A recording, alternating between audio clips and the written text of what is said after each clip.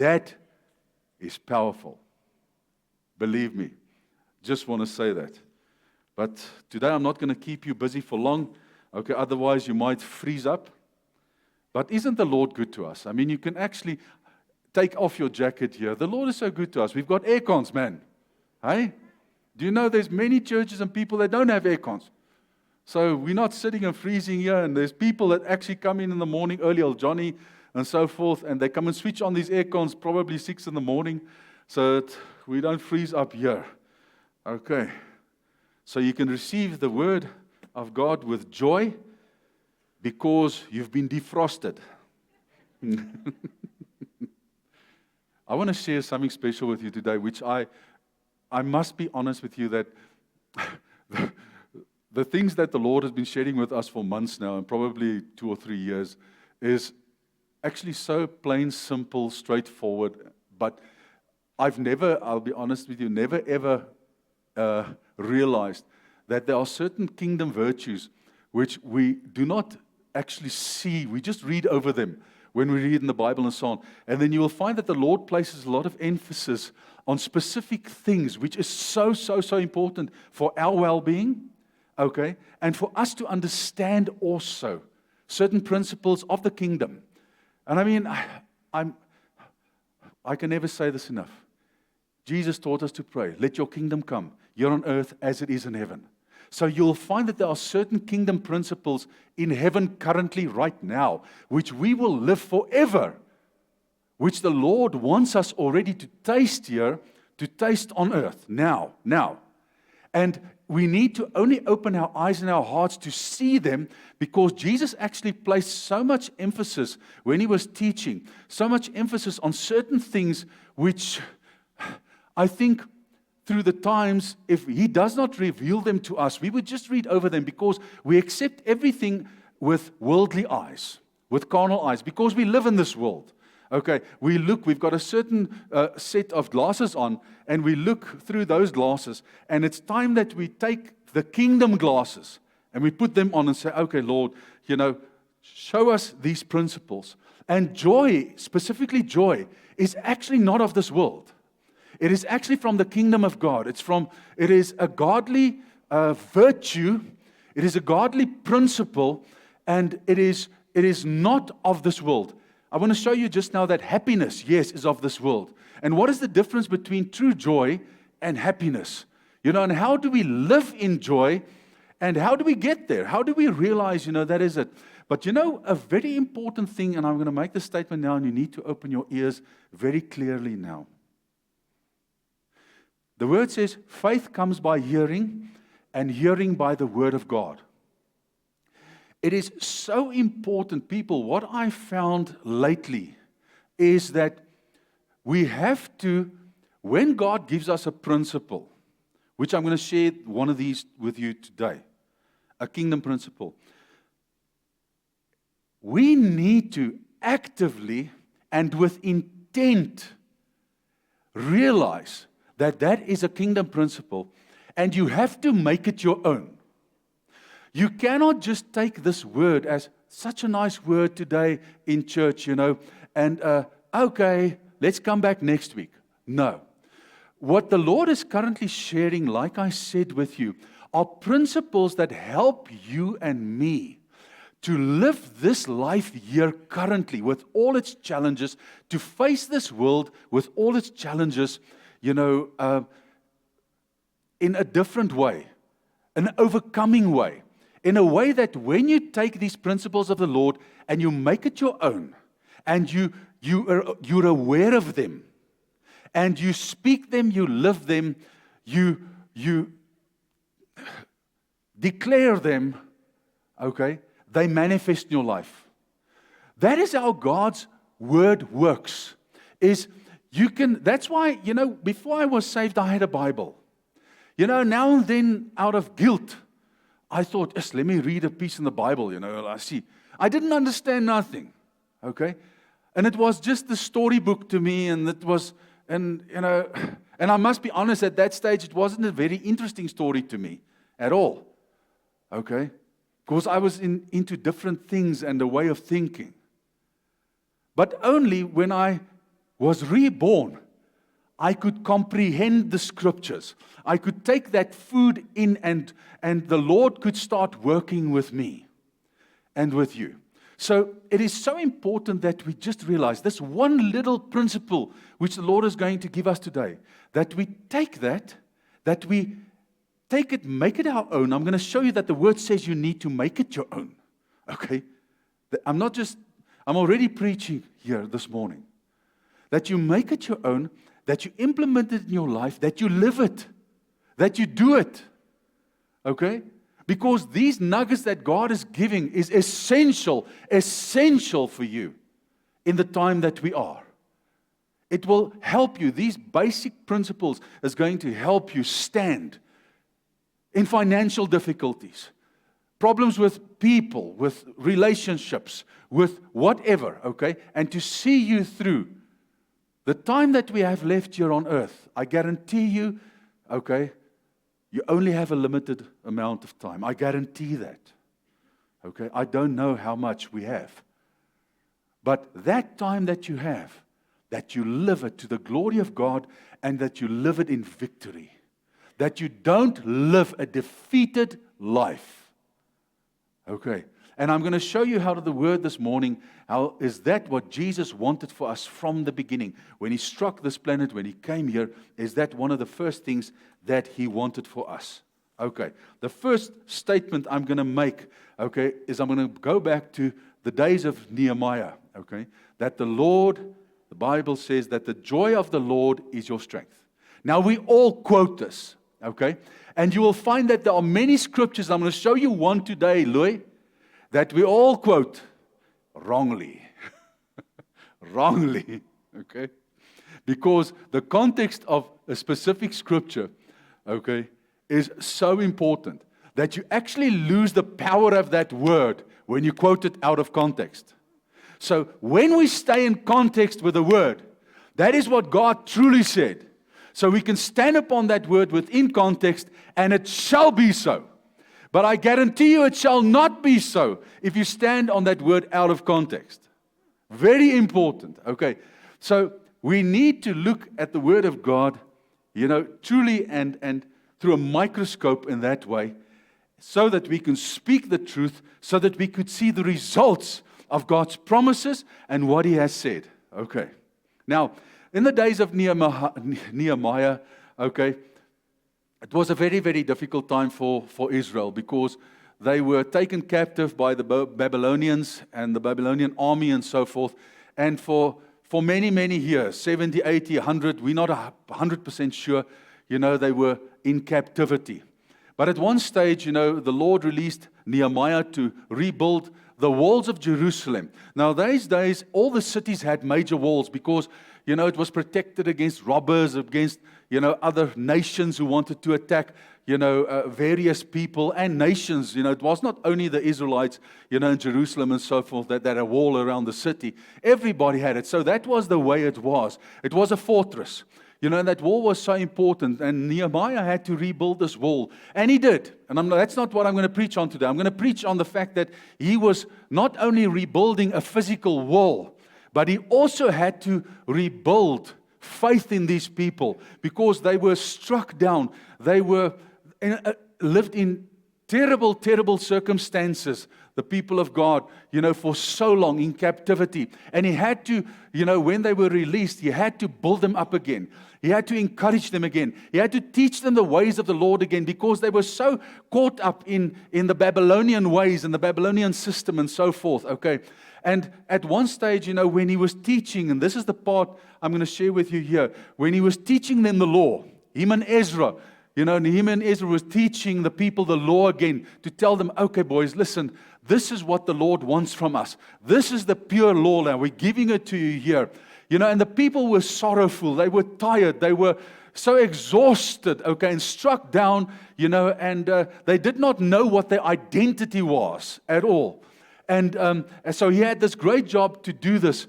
And, he made the statement, and that is how we got to this word specifically, that the joy of the Lord is the strength. It was Nehemiah who said it, inspired by the Holy Spirit of God to do so, because we take this as a basis today, and we take it right into the New Testament, and Paul actually refers to this as well, okay, about the fact that the joy of the Lord is our strength, and to be content is very, very important. But in any case, Nehemiah made the statement when he saw that the people were, whilst he was teaching them and so on, he said to them, do not sorrow, for the joy of the Lord is your strength. Now, it's so important if we look at the scripture that there's a couple of things that truly stands out. Number one, he did not say joy is your strength. He said the joy of the Lord is your strength. Okay, so immediately joy belongs to the Lord.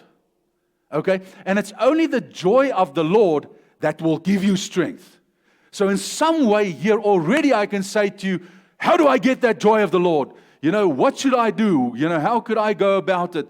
And how does the Lord release it unto me in what way? And what is this joy of the Lord? Okay, so it is so important to also see that in the original text it says that joy of the Lord is God's eternal rejoicing. So it's important to realize that this joy which we can experience today, every day, and we should experience it every day, all day, okay, in your life, is coming from God, it's coming from the kingdom, and is something that He already gives to us now, which we will live, listen to me, eternally. When you die, you will just proceed with that joy. God wants to give it to you now already, here on earth. Jesus preached it, okay? He preached it. Now I'm going to show it to you. Now, I had to also go and look at what is the definition, of joy. Joy is a profound emotion of well-being and delight. Joy is an enduring inner state. Now listen, this is our dictionaries that states this, that it's an enduring inner state of contentment. Listen. Satisfaction and peace. That is what joy actually is. It's an inner state. It's a position that you are in. It is not now I'm joyous and just now I'm not, okay? It is a state that you live in, okay? But it is a state that you need to realize. It is something that you need to live day by day. It is something that needs to be in your brain and in your mind all the time, okay? This is the day that the Lord has made. We shall and be glad in it. I didn't even put that scripture in here. Okay? What a powerful statement to make. So what I'm just trying to say to you, as you sing, like that one principle which I taught you concerning singing that hymn and that love song to the Lord all the time, all the time, all the time, all the time. Okay? There's certain things like that which you have to live all the time. All the time. Not for foofies, but for you, okay, to be strong, okay, because when you allow that to be through you, it is a godly principle that you do not understand with your mind, but it does something to man, because God created man and He knows us better than ourselves. So what I'm saying is, it is something that He has given us, a powerful spiritual principle, which manifests in the natural, which gives you the ability to stand, to overcome, to face this world, to always have hope, not to fear. These are principles that God is giving us to stand in this time, in this world, where everybody's fearing everything, where the future is so uncertain. Well, I can tell you one thing. Our future is certain. There's one thing you do not need to worry about. That is your future. Because He is in your future. Okay, and if He's in your future and you still need to get there, don't worry about anything. Just worry about where you're sitting now that chair's going to hold you. That's all you're worrying about. Okay? And you're not even worrying about that, because not one of you walked into this place worrying, is this thing going to hold me? Maybe I'll just check it out quickly. No. You just believed. Now, as you believe that seat is going to hold you now, where you're sitting on, just believe that just now, when you walk out of this place, whatever will be in God, and tomorrow, and the day after, and the year after, That is the way He wants us to live.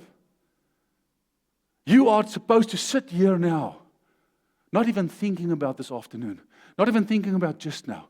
You are supposed to be actually in a spot, in a place, in a position now where you're just thinking, oh Lord, my God, just take us. Just take us all. Okay? And that is the way that God wants you to live. You know why, my brother? Because you're in His hands. And nothing and nobody will rip you from His hands. Listen to me. Nothing and nobody, because He loves you. But you need to believe that. You need to take that. You need to stand upon that word. You need to trust Him. Trust Him. Be loyal to Him like we spoke last week. And trust Him in all, in everything. Then you will see things happening.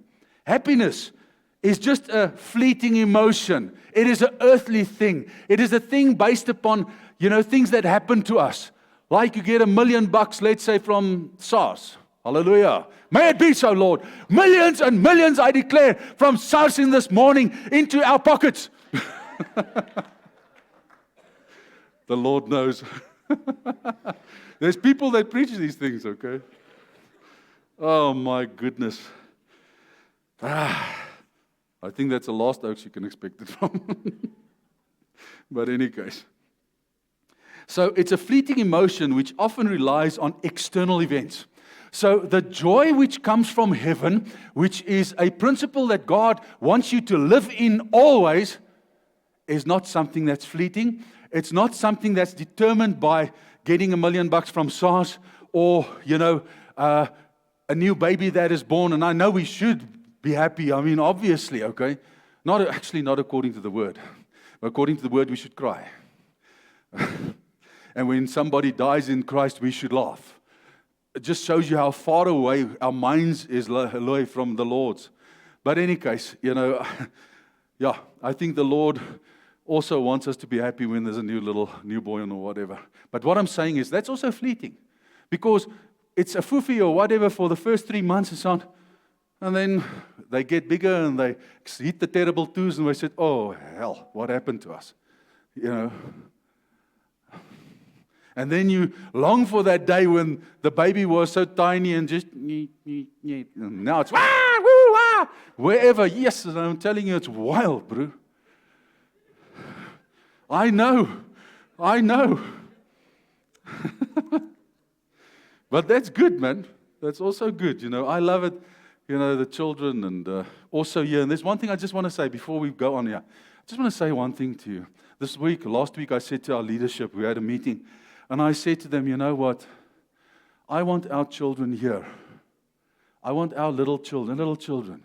That's why I never have a problem with little kiddies and so on. You know what? I know sometimes they might bother you at the back, and there's one that's a bit wah, wah, wah, screaming and playing and wah, wah, all these things and so forth. I know all those things. But I don't want to be the pastor who corrects our little ones, okay, in such a way that they relate that all the time to the church. I want them to remember times, where they were in church just playing, running around, enjoying the place and the Lord's house in that sense. Those are the memories I want our children to have. Not this place of, hey, be quiet, the Lord's going to strike you with lightning. No. And I'm not saying they must be tyrants, no. Dan gee ons hulle lekker pak slaag. But we bring them back in love. Okay? But we must realize they are children, okay? And we should love them. And we should not be a stumbling block for them, but we should discipline them, yes. But in the right way, in the right time, in the right place. Okay, so I just wanted to say that so that I love the children. And because it happened many times here, that a ball came rolling down here, boom, right here, I'll just kick it back to them. Okay, or that there's a where, or there's a this, or there's a that. I mean, that doesn't even bother me. It shouldn't bother you. Just say, man, I love that child. What did you say, Pastor? Just repeat again for me. Rather say that to me. Rather say, Pastor, this little one was a bit wild. Just, what did you say now? And I'll say, okay, Louis, I said this for you. And I'll come to you and say, okay, that's it. All right, but let's give one another, I don't know why I'm just saying this. There's no children even here, but I would have also kept them probably at home today. But okay, you understand happiness and joy, the difference. So don't, again, maybe mix it up. What is joy and what is happiness? Joy is not of this world. It is not a worldly, it's not from this world. It's from the kingdom of God. Now let's get to something, which has substance concerning, how do we live this joy? Well, people, it's so plain forward, okay? It's all about loving. It's all about abiding in the love of the Lord. But let's go and have a look at what Jesus himself said just before he was crucified. And for the disciples also did not really understand what he spoke about. But let's read the word. He said, I am the true vine, and my Father is the vine dresser.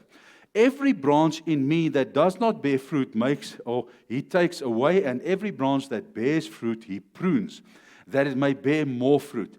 You are already clean because of the word, he spoke to his disciples, which I have spoken to you. He says to them, abide in me and I in you. As the branch cannot bear fruit of itself unless it abides in the vine, neither can you unless you abide in me. Now, I just want to stop here quickly, because as we read further, what does abide in me mean? Because that is the important thing which Jesus is emphasizing through telling this major thing about the vine and the vine dresser and so forth. But the meat of it, the main statement he makes is abide in me. Okay, that is it. That is what this whole thing is about. Now we need to ask the question, okay, how do I abide in him? Okay, I am the vine, you are the branches. He who abides in me, and I in him bear much fruit. He says, for without me you can do nothing. People, if we only understand that, without Jesus, you can do nothing. Now, okay, with Jesus, then you can do everything. Okay, so we need to then abide in him. What does abide mean? It means staying in. It's present continuous tense. It means to stay in. Not to get in and out of Jesus. Not to be in a place whereby you decide, listen, now I'm going to be spiritual, now not. Always have to abide in him. Okay. He says, if you abide in me, verse 7, and my words abide in you, listen, you will ask what you desire, and it shall be done for you. But you must know one thing. When you abide in him and abides in you, I'm not talking about asking for Ferraris and he's going to give it to you. Okay, because can I tell you something?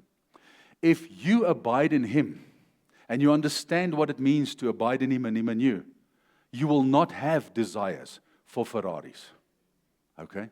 Your desires would be spending those millions that you make that you could buy a Ferrari with, okay, utilizing it for his kingdom, for good, for helping the poor, for helping your brothers and sisters, etc., etc. That is where it's supposed to be, because that is setting your mind on what? Things that are above.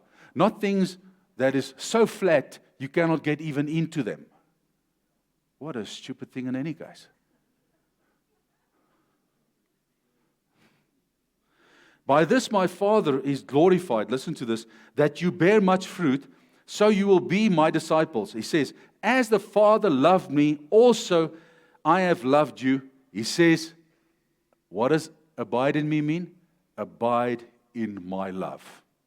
It's very straightforward. It brings it back to the great commandment again. What is the great commandment? We shall love the Lord our God with all our mind, all our soul, all our might, all our strength, everything that we have, and our neighbor as ourselves. Okay? So it's straightforward. To abide in him is to abide in love. Okay?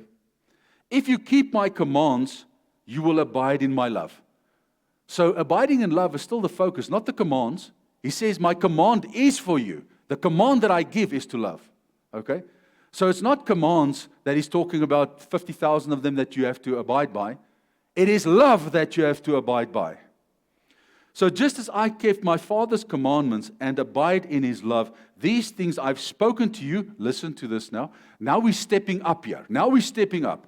That my joy may remain in you. Listen.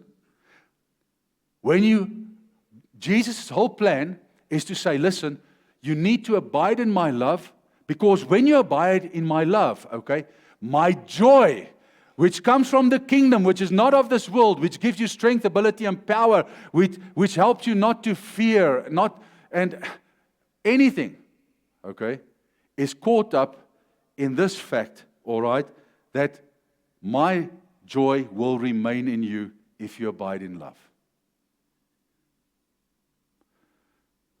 So you need to be a love chaser.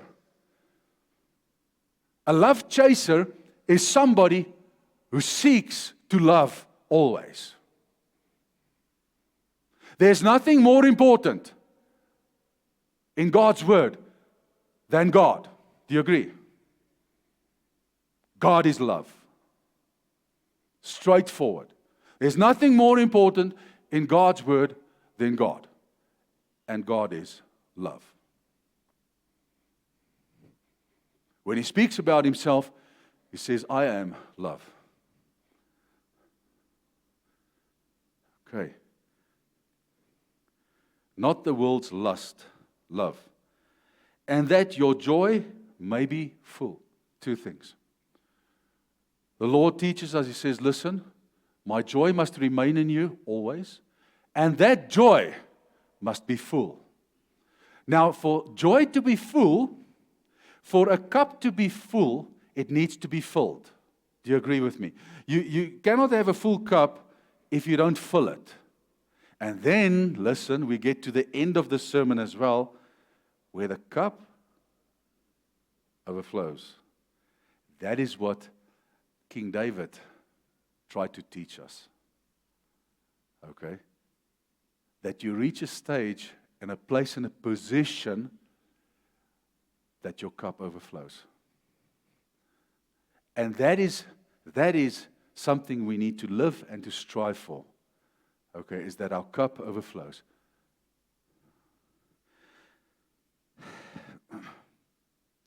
This is my commandment, that you love one another as I have loved you. So he's just expounding on actually the great commandment. Greater love has no one than this, than a man lay down his life for his friends.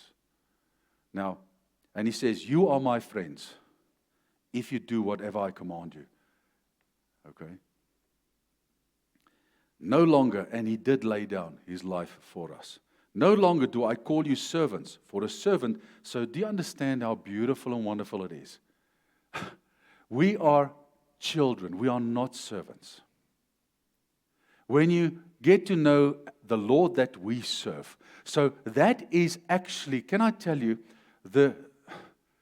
where the tacky eats the tar and where that water separation happens between gods. Let's call it gods. There are no other gods, okay? But I'm just saying the gods that people follow on this earth.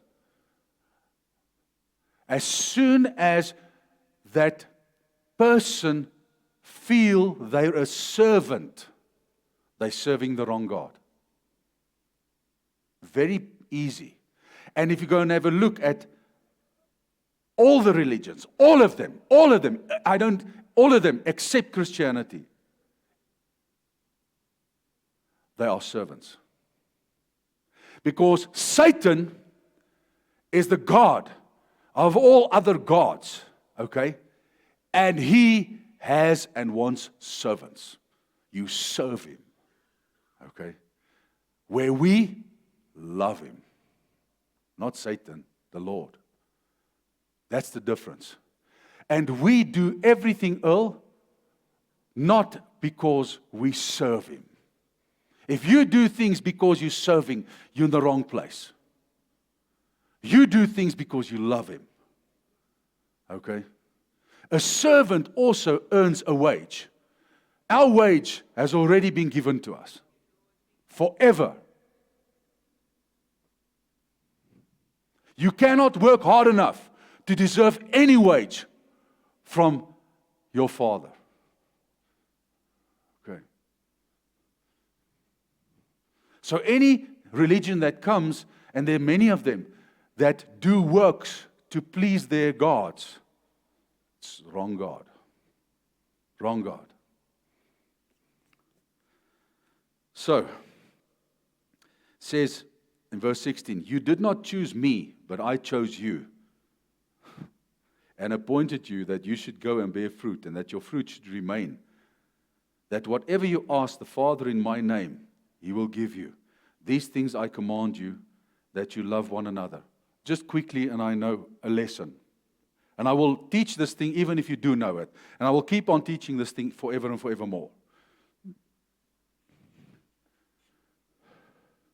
He is the way, the truth, and the life.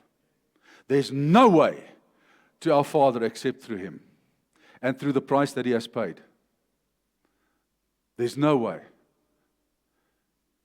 I hear people pray many, many places, many times. And I actually want to call it a word which I'm not supposed to utter here when I hear them pray, because it's a load of nonsense. Thank you. Jesus taught us very clearly, when we pray in His name. If you do not pray in His name, you're not praying to our God.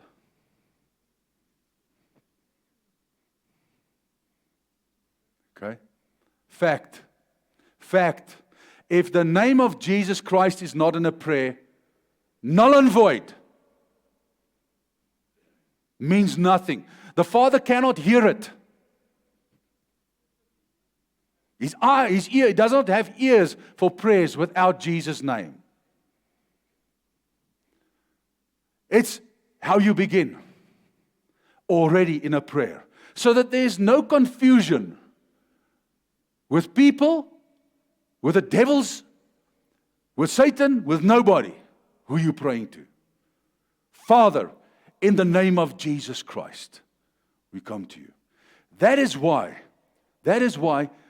people are coming, and Satan is trying all ways to get to discredit the name of Jesus Christ, calling it all other things. Okay? So know this. When you speak to Him, you speak and you ask in the name of Jesus Christ. And even when you stop that prayer, when you end that prayer, also say, very importantly, in faith, thank you, Lord, that you have heard me and that you answer my prayers, because that is how Jesus prayed. That is what He said to the Father. Thank you, Lord, that you always hear me and that you answer me. We are His children. As we have asked in the name of Jesus, we shall receive. Sabif, let's go on with the sermon now. Okay, is that all right? Then the next.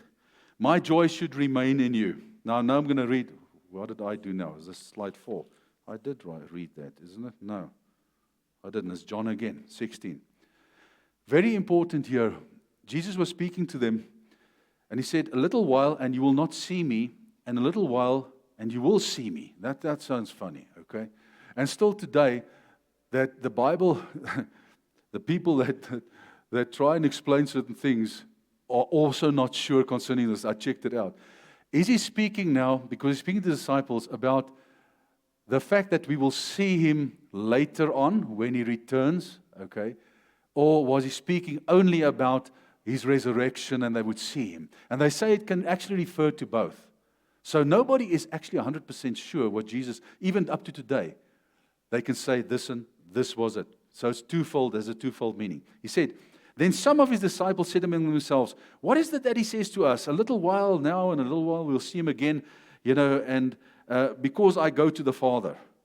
They said, therefore, what is it that He says? A while, a little while. He actually repeated this. We do not know for what He's saying. Now Jesus knew that they desired to ask Him, and He said to them, are you inquiring among yourselves about what I said? A little while and you will not see me, and again a little while and you will see me. He says, most assuredly, I say to you that you will weep and lament. I'm taking you back to the sorrows of Nehemiah when he was teaching the people now. Very important, okay. But the world will rejoice and you will be sorrowful. He says, but, listen, very important here. Jesus is saying to His disciples, but the following you must realize. Your sorrow will be turned into joy. Now, Jesus, they are not 100% sure whether Jesus was actually referring to the fact that we would be filled with the Holy Spirit and, in that way, the Spirit would live through us and our joy would come through the Spirit of God that is in us, okay? Or he was just speaking about that, in general, it would be so. A woman, when she is in labor, has sorrow because the hour has come, but as soon as she has given birth to the child, she no longer remembers, and that is a fact. I mean, I've seen this happening, that it's wild. I mean, a woman that gives natural birth, it's like just before death. She just turns, before she dies, she gives birth. And then she lives.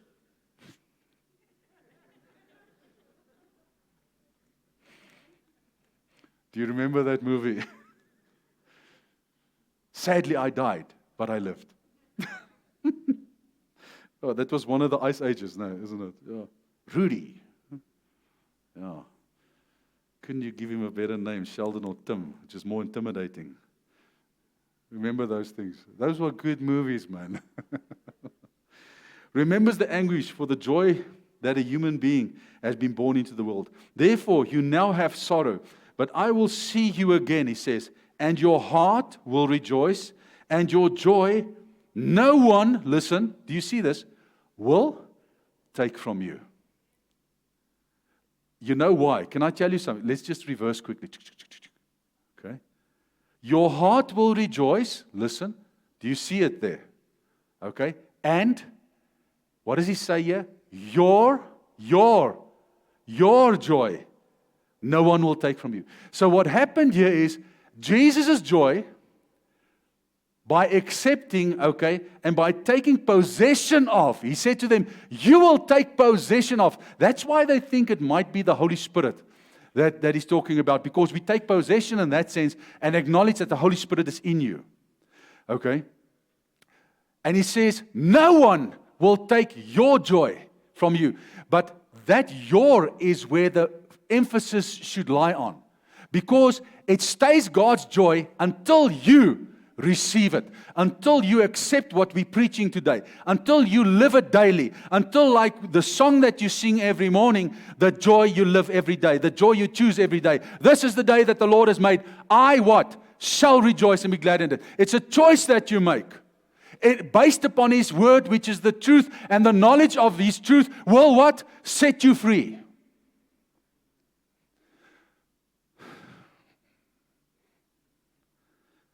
So it is important that we take possession of that joy. We want to, as Christians, I'm so sick and tired of this. We want to take possession of the authority. And the authority. Come on, man. Without Him, you have no authority. Stop authoritizing all the time. Is there a word like that?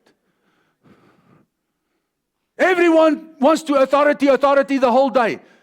Bind demons, chase them away, Satan this, Satan that. No. That is not primarily what He wants for us, is to fight the whole day. He wants you to love the whole day. And I am a fighter. That is who I am. That is who He made me. But I'm not primarily a fighter. I'm first and foremost a lover.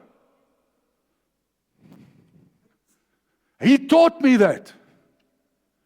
And I'm in for a fight anytime, any place, okay? I'm not shy of that, believe me. I enjoy it. It's part of my worldly past. So all these sins you enjoy,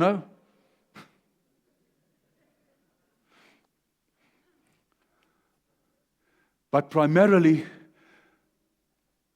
stop authoritizing and start loving. That is what He's saying to us. It's plain, simple, straightforward. Closer to me, love me, be in unity with me, stand with me, I stand with you, trust me. That is what He's constantly saying. Not fight the whole day, okay, because of this, because of that. I don't know why people have so many problems in their lives. It's because you're fighting all the time. And Satan is keeping you busy all the time with fights. But if you choose to love, Gerard, if you choose to love, and you wake up in the morning, and this is the day that the Lord has made, okay, because He gave us this something special, because Pastor Andre, I believe, heard something from Jesus, Okay?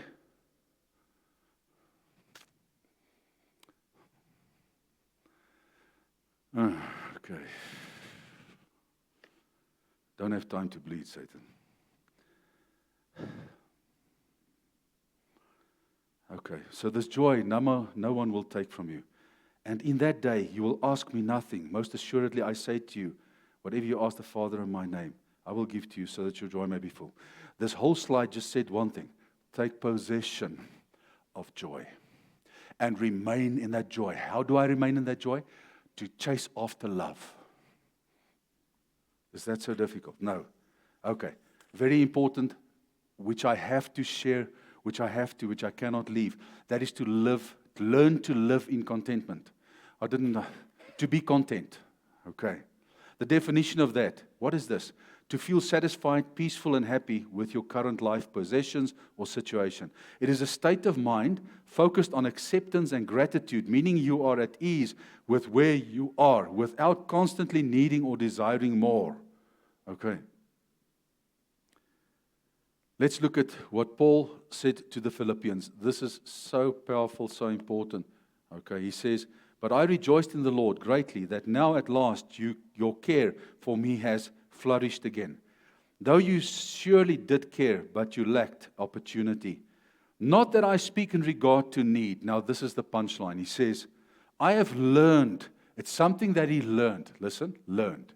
So we need to learn. Okay? He learned it. It did not just fall into his lap. He learned it. And we should learn by it. In whatever state I am, to be content. Now he says, what are these states which he's been in? I know how to be abased. I know how to abound.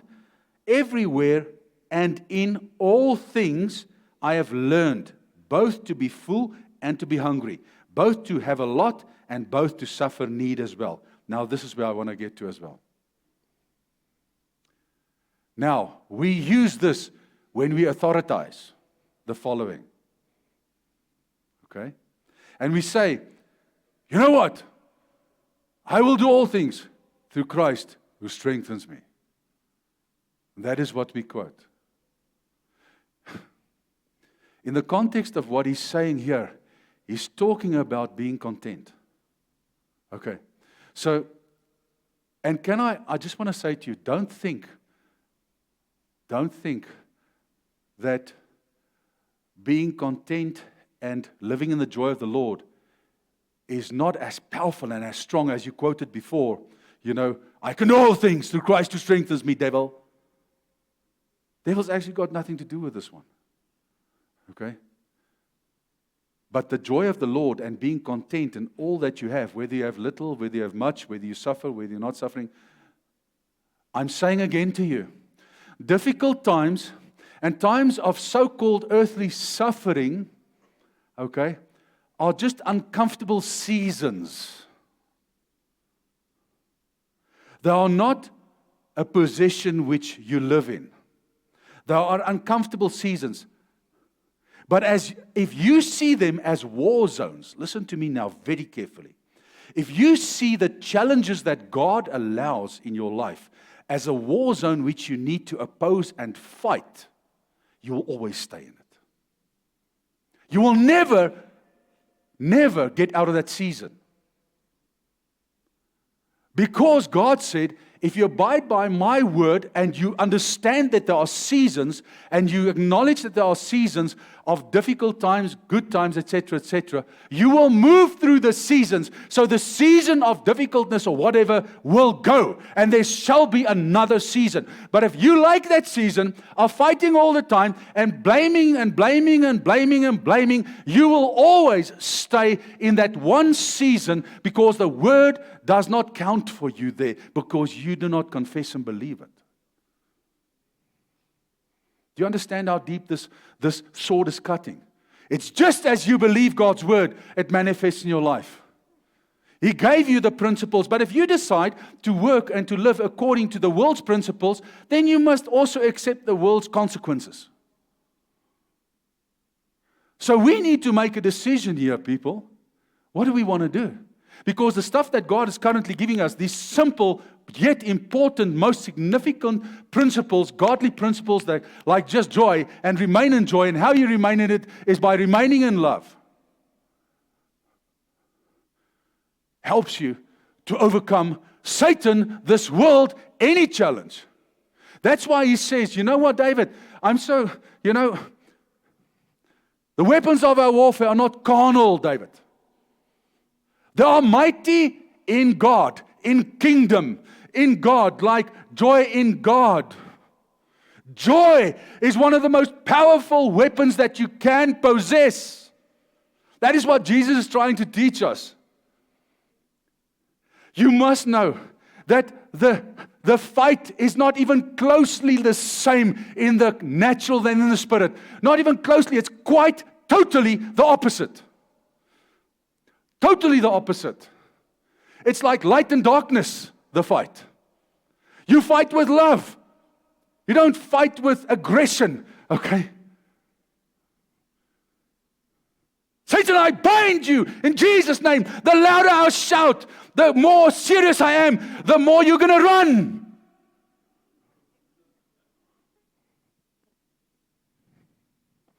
Been there, done that. Was being taught that crap.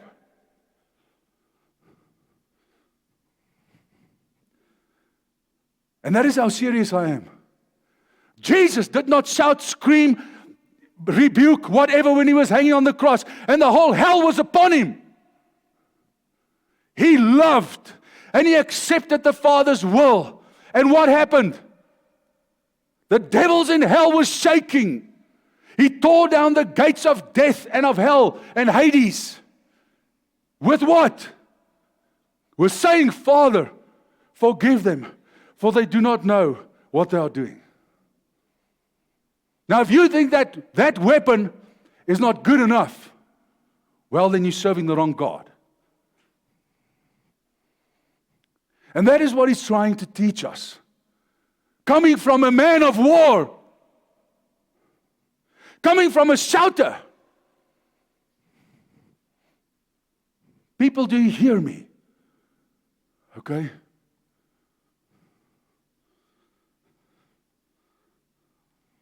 Okay. He says, so we can see that he teaches us to be content. And knowing that if you are content in the state that you're currently in, let's say it's a tough time, be content and trust the Lord, because He guarantees that if you stay according to His word, that tough time never lasts. Have you heard that, Oak? Never last. Tough times never last. That's all you need to go and Google, is tough times never last. Okay, and then you will see that guy. That's all he does. I don't know if he's still on YouTube or whatever, okay. But Ruben actually showed me this, and it was quite a laugh. You know, he started with just tough times never last, and he's a hit. Okay, because he's speaking the truth. Okay. All right. So I'm telling you, tough times never last. If you're in Christ, and if you live according to His ways. Now, beautiful, powerful, 1 Thessalonians 5:16, and we're going to actually stop with that. This is a command that he speaks. He says, rejoice always. Not be happy always, because you can't be happy always. But he says, live in a state of rejoicing by accepting and by acknowledging and knowing this is a kingdom virtue. This is not just almost something I need sometime and whatever, like happiness. Okay? This is something you need to live in, is the joy of the Lord. It's so important, so important. Okay? That is one of your weapons, powerful weapons. Okay? He says, rejoice always. Okay? You know why you should rejoice always? I told you just now. Because of Christ that is with you. That's why you rejoice always. Christ is with you.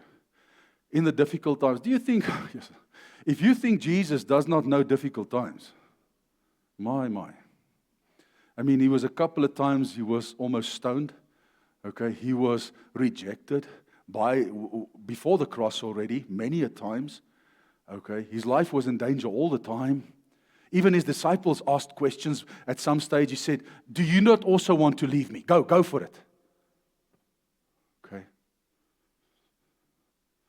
So, rejoice always. He says, pray without ceasing.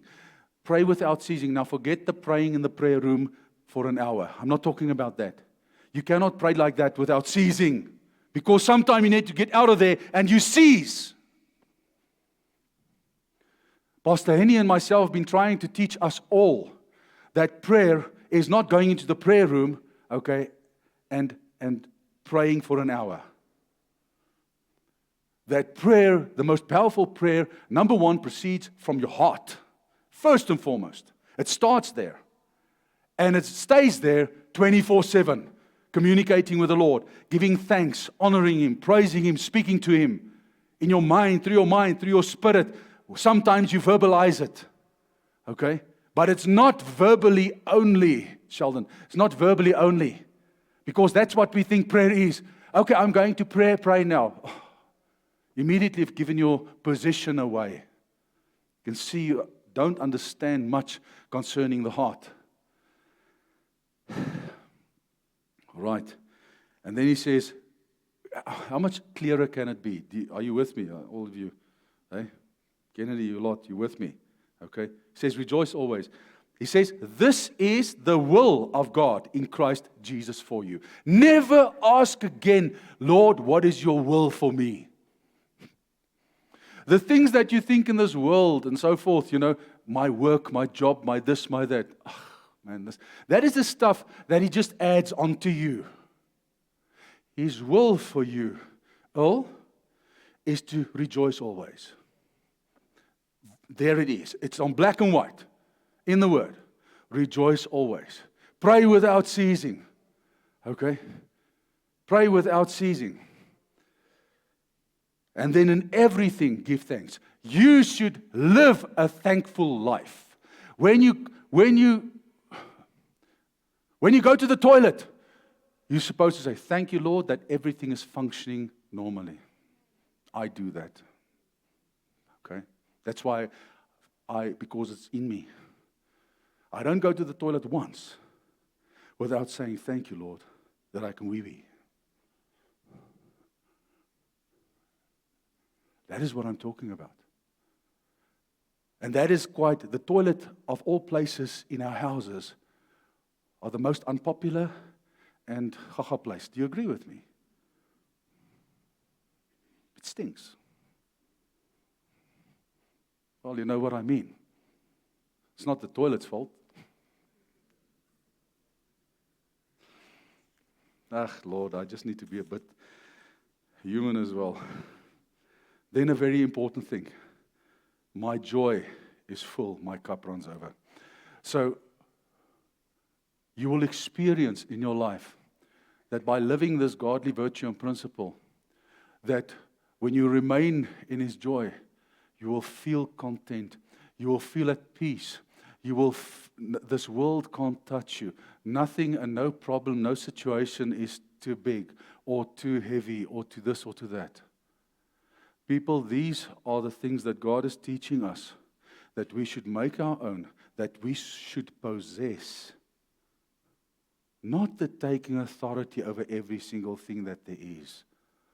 This is taking authority over your own life, over your own circumstances, and being able to overcome in this world.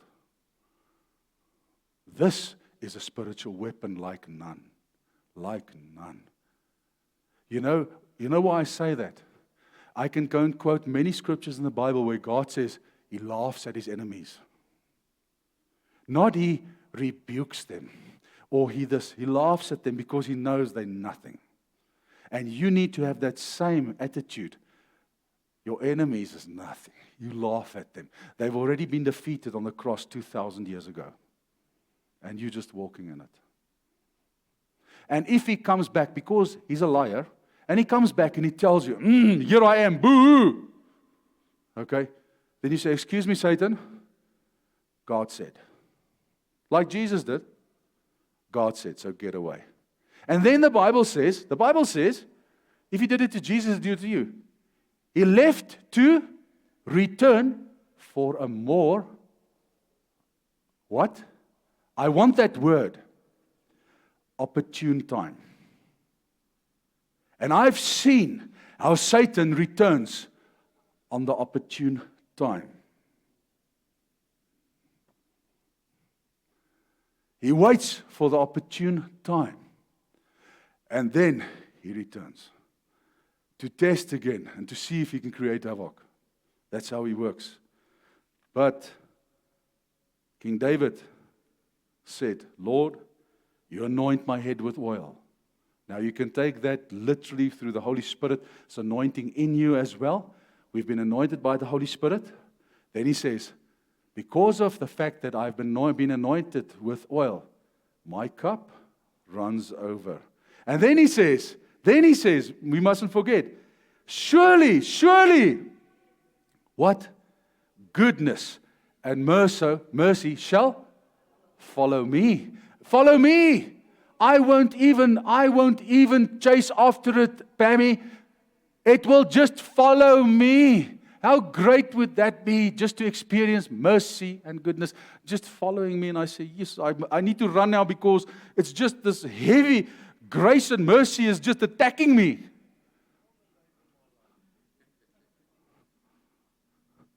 People, and that is what the Lord is trying to say to us. You weet, Marlisa, he's saying, if you just do what I say, you will have to run away from my goodness. I mean, isn't that incredible? It's just incredible. And we feel in our hearts, Jesus, if I can just get a hold of a bit of the goodness of God. And he says, but you don't understand. Just follow my ways. Do as I say. Remain in my joy. Okay, love. And then you will see these things happening. And acknowledge that that is my will. And if that is His will, we should live His will. We should pray His will. Okay, we should stand up in the morning and say, let your kingdom come. Let your will be done. And what is your will? Well, He said it. Okay, rejoice always. Pray and give thanks always. Okay, that is His will in Christ Jesus for us. How clear do you want that? Lord, thank you. Thank you for your grace and for your mercy. For all these things is just wonderful. Okay. Amen.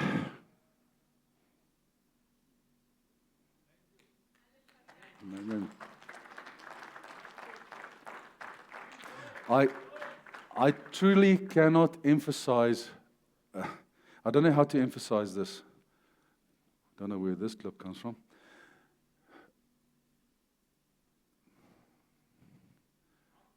The Lord, okay, the Lord is sharing with us incredible truths about what's going on in His kingdom, not on this earth. And He's sharing it with us, and it is powerful and significant. And these nuggets, if I can just call it golden nuggets, which is falling from heaven, okay, is so precious, okay, that we cannot just take it as, oh, well, yeah, that was so nice in church, this and that. No. If you do not take this word of God and you implement it in your lives, it means absolutely nothing. And it's not a good to have sometime when I have a problem. Okay, I'll revert to this. No. It is going home. It's waking up tomorrow morning to this word and doing it. That is what I'm trying to say to you. After 34 years walking with God, okay, I realize these things today. And I see it and He gives it today. Those days, I must say to you, He gave, in my heart, all the powerful revelations of all the depths, the so-called things that seem so deep, Pastor Eddie, that no man can touch. Those things are fallacies to God. All the so-called, so deep revelations, which is only given to the chosen few. Because, and I've heard even preachers saying this to me, because they pray more, because they fast more, and so forth. So you know what? They deserve these depths, and they deserve these things. Nobody deserves nothing. Okay. So, fluit. My story's out. Let's take part in